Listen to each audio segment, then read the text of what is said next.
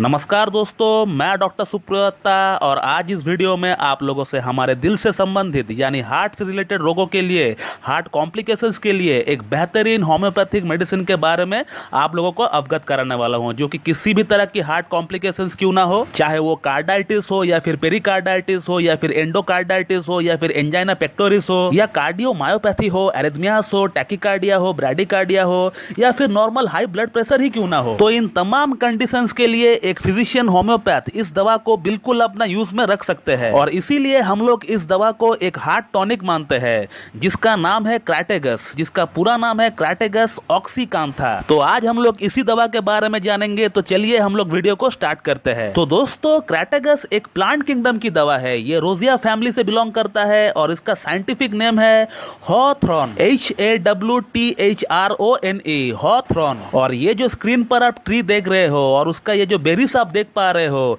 इसी को एक्सट्रैक्ट करके क्रैटेगस ऑक्सीकांथा नामक होम्योपैथिक मेडिसिन बनाई जाती है। ज्यादातर ये नॉर्थ अमेरिका और यूरोप में ही देखने को मिलता है, बट एशिया की अगर बात करें तो चाइना में भी ये जो है बहुत कॉमनली देखी जाती है। इनफैक्ट चाइनीज पीपल बहुत साल पहले से ही इसे यूज करते हुए आ रहे हैं एज ए हार्ट टॉनिक।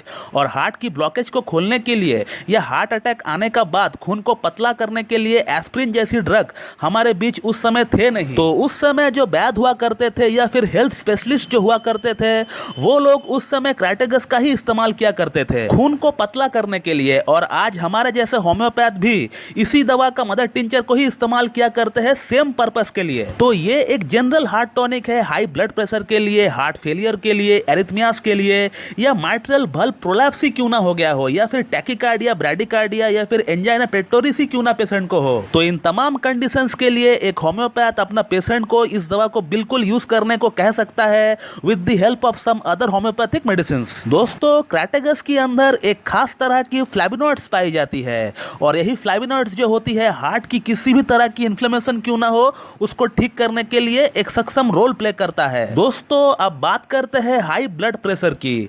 दोस्तों, बहुत लोग ऐसे हैं जो कि इस दवा को डॉक्टर की गाइडेंस में ले रहे हैं अपना हाई ब्लड प्रेशर की प्रॉब्लम के लिए। लेकिन दोस्तों, क्या आपको पता है कि यह दवा हमारा ब्लड प्रेशर को कम कैसे करती है? तो दोस्तों, जैसे ही कोई ब्लड प्रेशर का मरीज इस दवा को पीता है तो उसका ठीक 10 से 15 मिनट बाद ही हमारा जो आर्टरीज होती है और आर्टरीज की अंदर एक परत होती है, एक इनर लाइनिंग होता है जिसे हम लोग एंडोथेलियम कहते हैं, वहां से एक एलिमेंट भारी मात्रा में रिलीज होता है जिस एलिमेंट का नाम है नाइट्रिक ऑक्साइड। तो जैसे ही नाइट्रिक ऑक्साइड रिलीज होती है हमारी खून के अंदर, तो जो आर्टरीज होती है वो फैल जाती है, वो डायलेट हो जाती है। और जैसे ही आर्टरीज डायलेट हो जाती है तो फिर ब्लड प्रेशर तो तुरंत कम होता ही है, लेकिन बीपी के साथ जो चेस्ट पेन होता है या फिर पैल्पिटेशन होता है या फिर जो घबराहट होता है वो भी पूरी तरह कम हो जाता है। तो क्रैटेगस ना ही सिर्फ ब्लड प्रेशर को कम करती है बल्कि ये एंजाइना पेक्टोरिस को भी कम करती है। दोस्तों, अब बात करते हैं कोलेस्ट्रॉल के बारे में। जैसे कि हम लोग सब जानते ही है कि हार्ट डिजीज के लिए कोलेस्ट्रॉल एक बहुत बड़ा कारण होता है और कोलेस्ट्रॉल को मापने के लिए हम लोग लिपिड प्रोफाइल को बनाते हैं और उसमें हम लोग ये देखते हैं कि ट्राइग्लिसराइड कितना है, गुड कोलेस्ट्रॉल यानी HDL कितना है,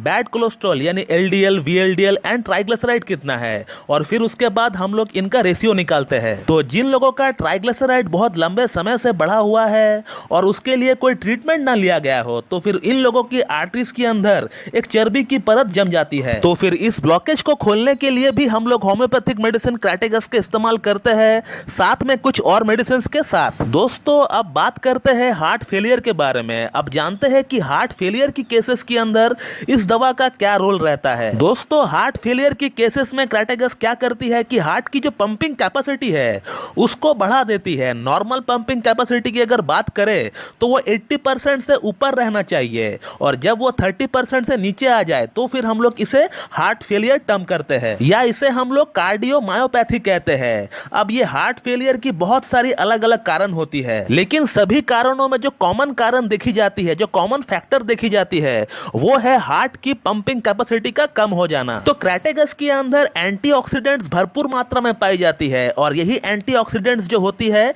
हमारी हार्ट को एक इंस्टेंट एनर्जी प्रदान करता है, जिसके कारण हमारा हार्ट की जो पंपिंग कैपेसिटी है वो काफी हद तक बढ़ जाती है और हम लोग बड़ी आसानी से इस तरह का इतना सीरियस पेशेंट को मैनेज कर सकते हैं। तो दोस्तों, ये था एक short video about Crataegus oxyacantha mother tincture.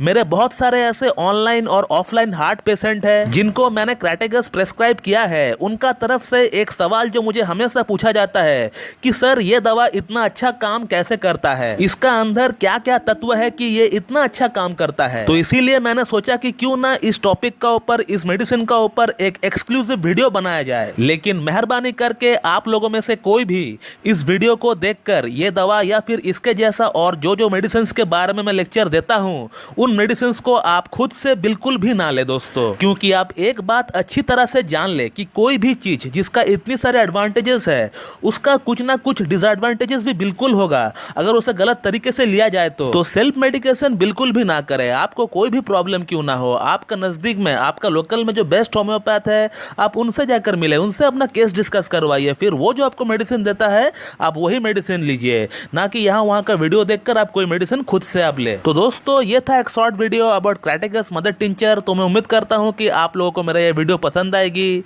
और मेरा जो वीडियो है आप लोगों के लिए लाभकारी साबित होगी। और इसी तरह मुझसे जुड़े रहने के लिए मेरा YouTube channel homeo cat tips को लाइक करें, शेयर कर, सब्सक्राइब करें और बेल आइकन को दबाना बिल्कुल भी ना भूले दोस्तों। So thank you very much and have a good day.